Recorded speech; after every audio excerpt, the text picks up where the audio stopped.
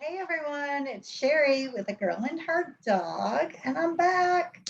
Another week's episode of Strong on the Inside and Out. And this week's topic has to do with leadership.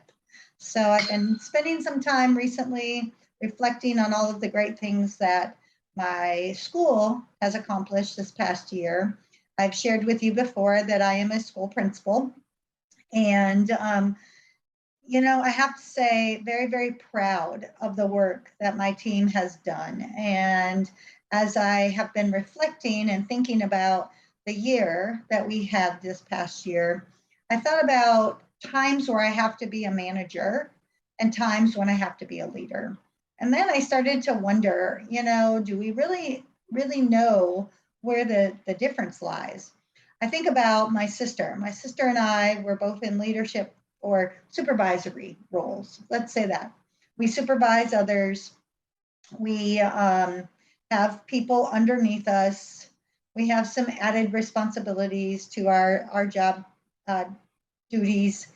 And we work in similar but different fields. So she works for a student loan company on the side where people going to college, get their money and pay for their tuition. And then she's the customer service supervisor. So she oversees her people under her. She makes sure that they're completing their calls, they're doing their collections, they're completing their reports. My position's a little bit different, as I do have some managerial types of duties. I have to make sure that reports get done daily, such as attendance and cafeteria information and those types of things. And then I also have to make sure that, staff comes to work on time, those kinds of things. And then I have the supervisory duties, where I have to evaluate my staff and give them feedback and coach them and, make sure that they're becoming their very best.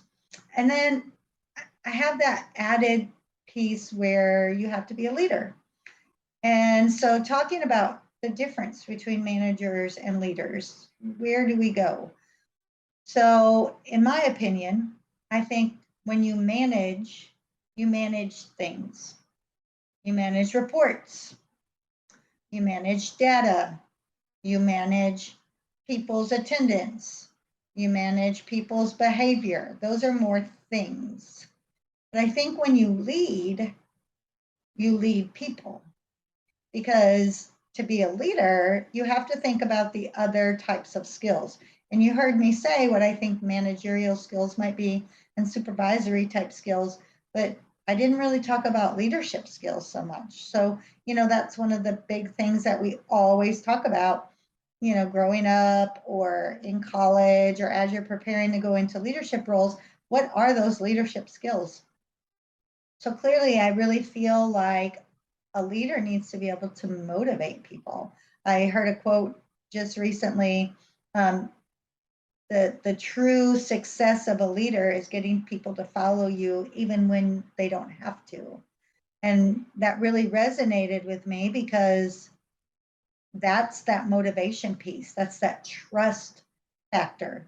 So you have to motivate them. They have to know to trust you. They have to know which direction in which you're going. They need to know your vision, and you need to have a vision, because if you don't, how do you lead your people?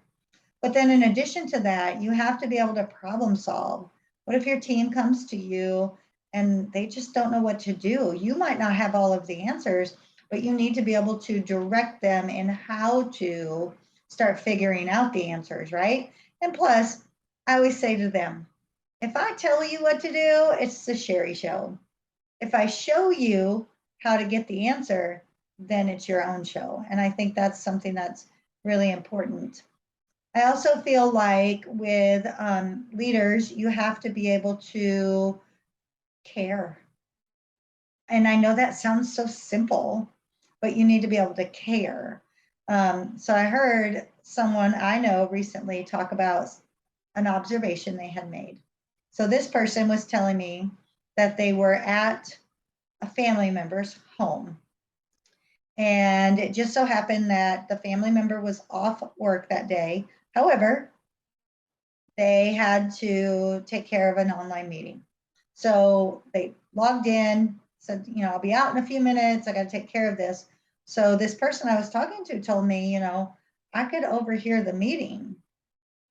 And I felt like the whole meeting was just degrading the employees. And what it was a bunch of supervisors or managers. You choose the word, but I didn't get the feeling that they cared. And so I think about, well, how would I have handled that differently? And I think we all vent, right? We all have moments in our life where we're just ready to pull our hair out and say, oh my gosh, things are not going my way. But once we do that, then we have to go, okay, but these are my people. And if they're doing something incorrectly, I care about them. I want them to do a good job. I want them to feel good about themselves. I want our whole organization to benefit. So what do I need to do to support? Again, not do it for them, but be able to support them. So, I feel like that's a little bit of leadership as well. I also think being a good leader, you need to have a little bit of charisma. I walk my school building every morning, and it's my time to joke with my staff, talk to my staff, get to know my staff, ask about their families, ask about their day. Do I do it with every single staff member every single day? I do say hello to every single staff member every single day, along with all of my students, but I can't always go into all of the deep conversations. But I keep like this little running record. Oh, I haven't spoken to so-and-so for a while. I need to get down there and I need to strike up some kind of conversation. If you don't have the confidence and the charisma to do that, it's going to be a little bit difficult. I'm currently working on supporting and mentoring a few people that I know, and that's something, that's you have to work on. I remember when I first went into a leadership role, it wasn't there. I had to learn how to do it. I mean, I could walk in a room and carry a conversation, and clearly I could walk in a room and make friends and connections because that's how I got into the position. But you still have to learn how to manage that, and put that into these categories, and then remember about that, and then be sure to treat everybody, the same with that. I also think about respect. You have to have self-respect. You have to know what you want for your organization, but then you also have to have respect for your people. And I think that's super, super important because you don't have to like them, but you need to respect them. So those are just some thoughts that I had this week. I blogged a little bit about leadership versus management. It's just been weighing heavy on my heart because I do feel like years where you get a little bit more stressed. I count everything in years because I'm a public school educator, but you find times where you're a little more stressed. I myself find that I tend to jump to that micromanaging or that managerial kind of thing. And one thing I'm going to work on this year, one of my goals, is to really be sure that I just really think about, I am leading people.